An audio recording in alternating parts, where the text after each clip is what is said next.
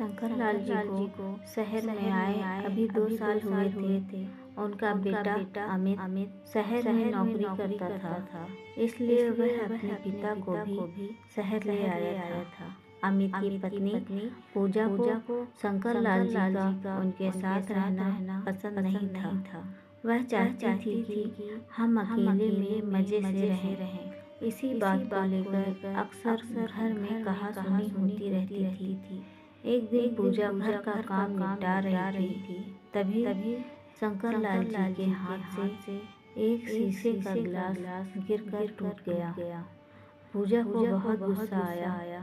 वह बोली, बाबूजी, आपको दिखाई नहीं देता कि मैं सारा दिन घर का काम करती रहती हूँ और आप नुकसान करते रहते हैं। अब कौन यह समेटेगा? पूजा की बात सुनकर शंकर लाल जी बोले, बेटी मैं साफ कर देता हूँ। यह कहकर शंकर लाल जी कांच के टुकड़े समेटने लगे। तभी एक कांच उनके पैर में चुभ गया। खून की धार फूट पड़ी। शंकर लाल जी ने किसी तरह कांच का टुकड़ा पैर से निकाला और बहू को आवाज दी। पूजा आई और खून देखकर चिल्लाने लगी, ये क्या किया? सारा फर्श गंदा कर दिया। दवा लगाइए इस पर। जाइए अपने कमरे में, मेरा काम और बढ़ा दिया। शंकर लाल जी लंगड़ाते हुए अपने कमरे में पहुंच गए।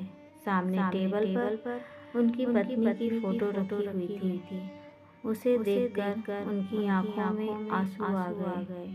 जब वह जिंदा थी तो शंकर लाल जी को कभी एक गिलास पानी नहीं लेने देती थी।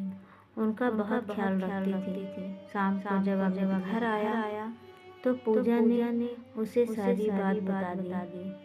अमित पापा के कमरे में गया और बोला, पापा मुझे लगता है आपको यहाँ लाना ही नहीं चाहिए था। आप एक जगह चैन से बैठ नहीं सकते क्या? शंकर लाल जी कुछ नहीं बोले, बस चुपचाप बैठे रहे। कुछ देर बड़बड़ा कर अमित बाहर चला गया। शंकर लाल जी कहीं अतीत में खो गए। जब अमित पैदा हुआ था, उन्होंने पूरे गांव को दावत दी थी। उनकी पत्नी शांति ने बहुत लाड प्यार से अमित को पाला। अमित जब थोड़ा बड़ा हुआ तो शंकर लाल जी उसे अपनी साइकिल पर बैठाकर स्कूल छोड़ने जाते थे। गांव से दूर बड़े स्कूल में उसका दाखिला करवाया था। दोपहर को खेत में काम करते हमेशा घड़ी देखते रहते थे। जैसे ही अमित की छुट्टी का समय होता, उससे पहले ही स्कूल के गेट पर पहुंच जाते थे। अमित को घर पर छोड़कर फिर साइकिल उठाकर भरी दोपहर में खेत पर जाते और रात तक मेहनत करते थे।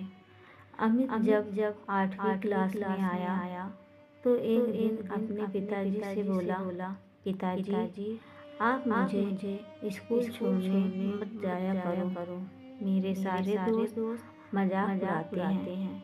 आप मुझे एक साइकिल दिलवा दो। शांति जी ने बोला, अच्छा अपने बाप के साथ जाने में शर्म आती है। कोई साइकिल नहीं मिलेगी। जाना है तो पैदल जा। शंकर लाल जी ने अमित की बात को समझकर उसे साइकिल दिलवा दी।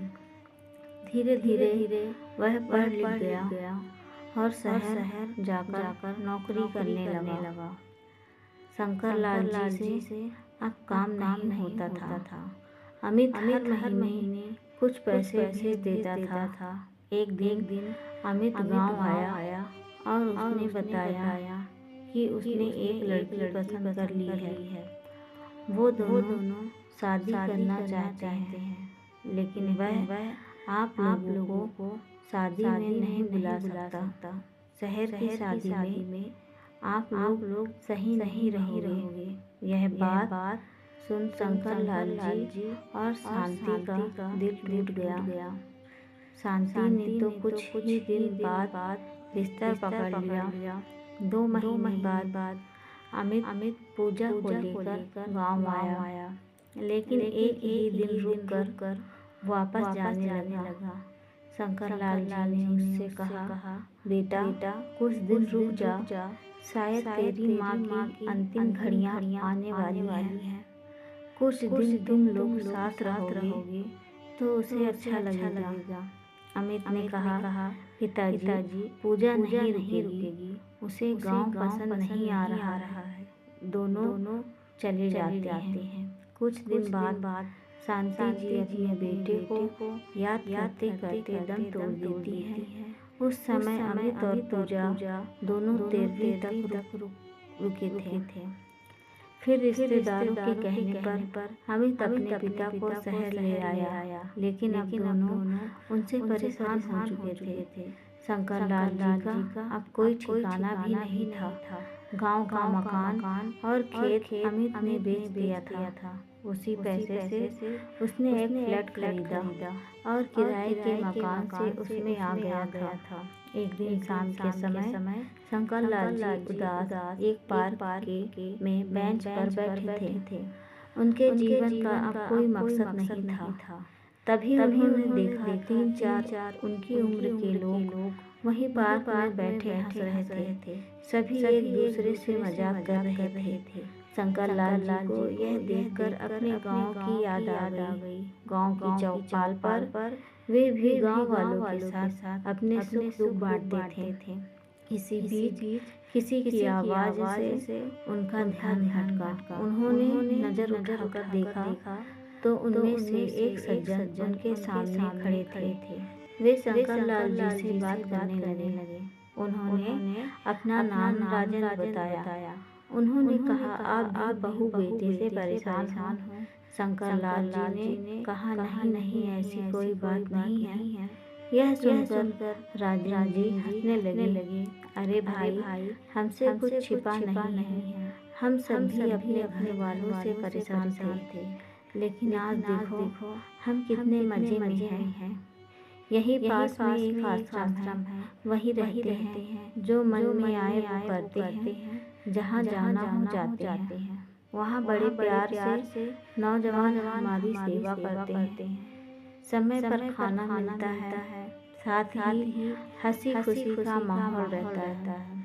छोड़ो इस उम्र में अपनी बेइज्जती करवाना, आ जाओ हमारे संग। यह सुनकर शंकर लाल जी की आंखों से आंसू बहने लगे। राजन जी ने बाकी सबको भी बुला लिया। फिर वे शंकर लाल जी को आश्रम दिखाने ले गए। वहाँ सब खुशी खुशी रह रहे थे।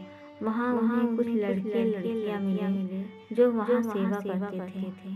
उन्होंने बहुत प्यार से शंकर लाल जी की सारी बात सुनी और उनसे कहा, दादाजी आप हमारे आश्रम में आ जाइए। यहाँ हम आपकी इतनी सेवा करेंगे कि आप अपना दर्द भूल जाएंगे। शंकर लाल जी के लिए यह सब बिल्कुल अलग था। गांव में तो ऐसा कुछ नहीं था।